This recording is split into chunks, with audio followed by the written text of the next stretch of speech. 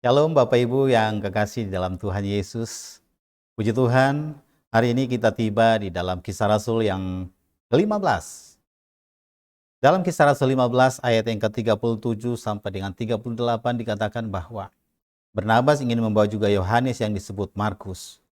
Tapi Paulus dengan tegas berkata bahwa tidak baik membawa serta orang yang telah meninggalkan mereka di Pamfilia dan tidak mau turut bekerja bersama-sama dengan mereka. Bapak Ibu yang kekasih dalam Tuhan Yesus, hari ini kita mau belajar dalam sisi yang berbeda dari seorang hamba Tuhan bernama Barnabas. Barnabas dan Paulus pernah dikecewakan oleh Markus yang terlibat di dalam pelayanan mereka bersama-sama sebelumnya. Markus meninggalkan Paulus dan juga Barnabas di dalam pelayanan mereka sebelumnya.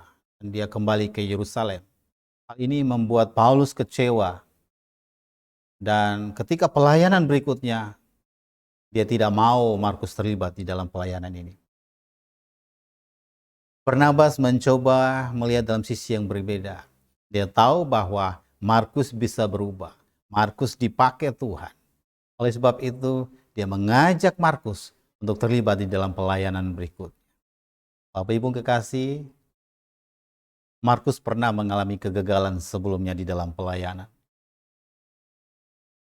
Tapi tahu bahwa dia bisa berubah. Kita juga pernah mengalami kegagalan di masa lalu. Tetapi kita diberikan kesempatan untuk berubah di masa-masa berikutnya. Barnabas melihat dari sisi yang berbeda ini, di mana ada kesempatan yang dia bisa berikan kepada Markus untuk berubah. Dan perubahan yang diberikan oleh Markus itu terus terjadi. Dan perubahan itu dapat dilihat oleh Paulus, sehingga dia mengajak kepada Timotius untuk bisa memanggil Markus untuk terlibat lagi di dalam pelayanan-pelayanan bersama dengan Paulus. Bapak Ibu, Injil Markus yang hari ini kita baca, itulah Injil Markus yang ditulis oleh Markus yang pernah mengalami kegagalan pada masa sebelumnya. Dia bisa berubah karena ada kesempatan yang diberikan oleh Barnabas kepada dia. Tuhan memberikan kesempatan yang sama ketika kegagalan atau pengalaman masa lalu kita yang buruk.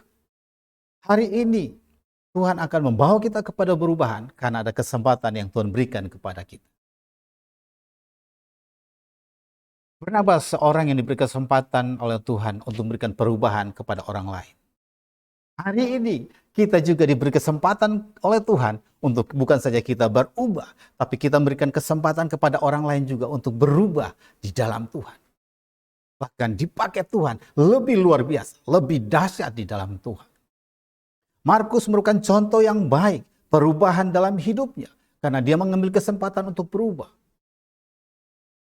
Barnabas merupakan contoh yang baik, memberikan orang lain kesempatan untuk berubah. Hari ini ada dua hal yang perlu kita lihat dalam kehidupan kita. Yaitu kita diberi kesempatan untuk berubah. Tapi kita juga diberi kesempatan untuk berubah, mengubahkan orang lain di dalam kehidupannya. Bahwa Tuhan bisa memakai dia lebih hebat, lebih dahsyat.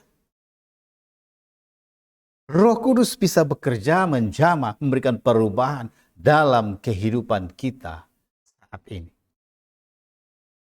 Percayalah bahwa ada kesempatan dalam kehidupan kita.